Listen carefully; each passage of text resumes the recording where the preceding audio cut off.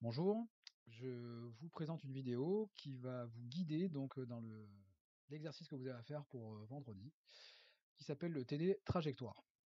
Alors avant toute chose, je vous rappelle que pour me rendre en fait votre travail, vous avez deux solutions. Soit vous imprimez et vous scannez ou vous numérisez et vous me l'envoyez, soit vous modifiez donc ce fichier-là. Alors pour la première solution, je vous propose donc d'imprimer en fait la totalité de l'exercice, le compléter à la main, autant au niveau graphique, au niveau des tracés graphiques, mais également au niveau des écritures que vous allez pouvoir faire sur votre TD.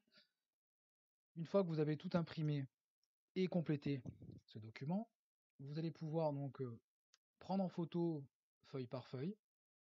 Chaque photo, vous allez pouvoir me les envoyer. Alors vous pouvez me les envoyer soit sur mon mail, soit sur la plateforme Discord. Deuxième solution, vous scannez carrément la feuille que vous avez complétée par vos soins et ça va vous générer un fichier que vous allez m'envoyer, même chose par mail ou sur la plateforme Discord. La deuxième solution, je vous propose d'utiliser le tuto que je vous ai mis en ligne sur Discord, qui est le suivant, pardon. Donc je vous propose de modifier, je vous explique en fait comment modifier un PDF à partir de plusieurs logiciels différents. Vous permettre de mettre du texte ou alors de mettre des croix, des traits, des lignes, d'entourer, d'encadrer. Voilà. Donc, allez, on commence. Évidemment, on n'oublie pas le nom, le prénom, la classe et la date envoyée de commencer l'exercice.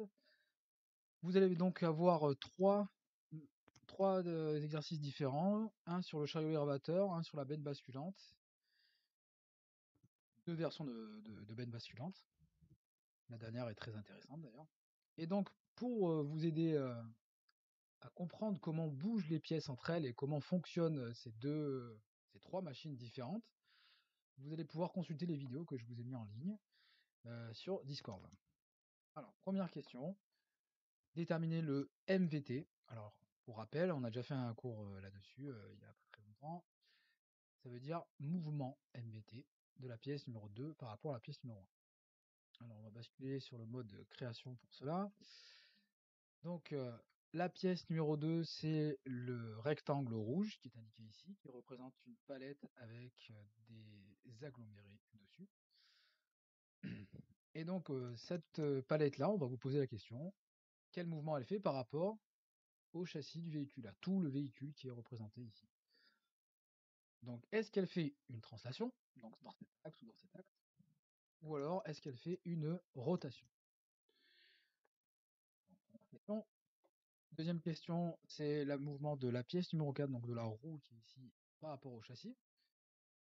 Donc, même question, est-ce que cette pièce, elle tourne ou alors elle effectue une translation dans cet axe ou dans cet axe? Bon, ça devrait aller, me semble-t-il. La troisième question est un peu plus ardue, dans le sens où on vous pose la question suivante de tracer la trajectoire du point A de 1 par rapport à 0 et également la vitesse. Alors pour ce faire, vous pouvez utiliser également le cours que je vous ai fait parvenir sur la plateforme Discord, où vous avez donc deux cas possibles. Soit vous êtes dans le cas d'une translation et à ce moment-là, vous allez obtenir une vitesse linéaire et une trajectoire également linéaire. Alors la trajectoire, elle sera comme est indiqué ici par une ligne droite en noir, représentée ici en noir, et ensuite donc la vitesse qui sera collinéaire en fait, qui sera confondue à la trajectoire.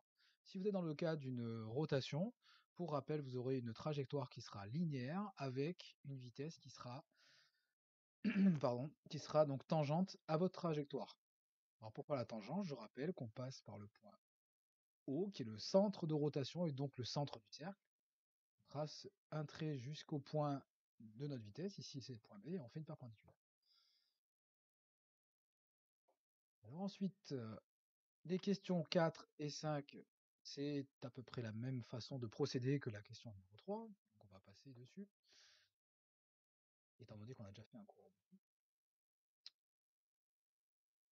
La benne basculante.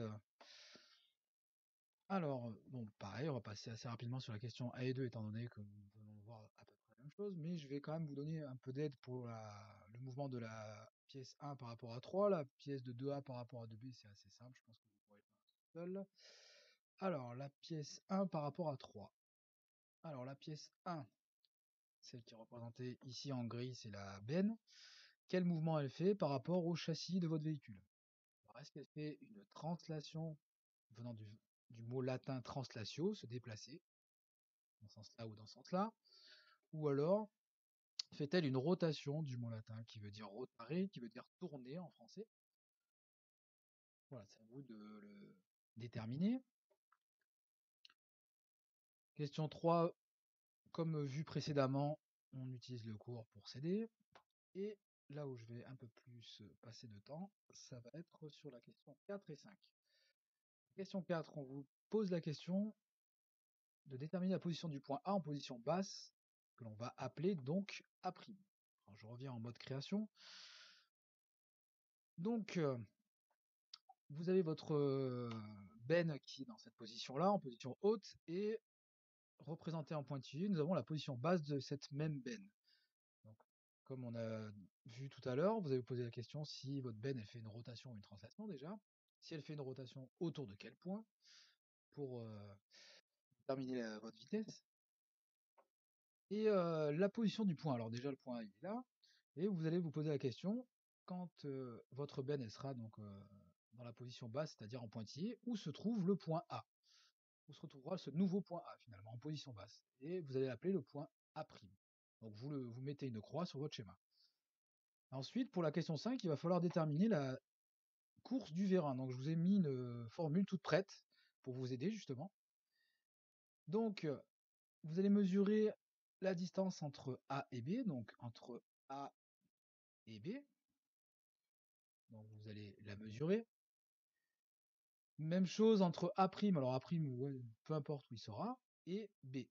Vous allez mesurer ces deux distances. Vous allez bien faire attention à l'échelle, évidemment. Vous avez dû remarquer que votre plan sur votre feuille est beaucoup plus petit que dans la réalité. C'est pour ça qu'on a imposé une échelle.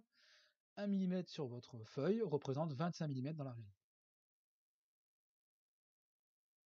Nous allons passer à la suite, à la benne basculante avec stabilisateur. Et donc, dans cet exercice, seules les questions 1, 2 et 3 sont à faire. Donc, je ne vais pas y passer dessus parce qu'on en a déjà parlé. Si ce n'est le mouvement de la 4A par rapport à 3. Donc, pareil, je vais me remettre en création. La pièce 4A que j'ai représentée en rouge par rapport à la pièce 3 qui est le châssis de votre véhicule. Est-ce que cette pièce-là est en translation ou alors en rotation? Est-ce qu'il tourne comme ça? Non, comme ça, peut-être pas comme ça, mais est-ce qu'il tourne?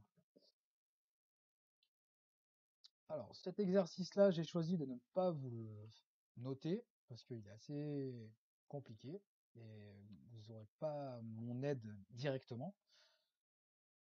Toutefois, je vous propose de vous donner un point de bonus si vous arrivez à le réaliser correctement. Alors, je vais rajouter une vidéo et vous la remettre en ligne effectivement pour vous aider à réaliser cet exercice et ceux qui arrivent à le réaliser correctement auront un point de bonus.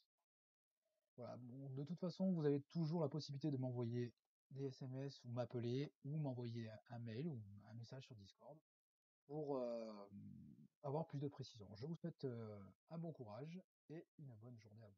Au revoir.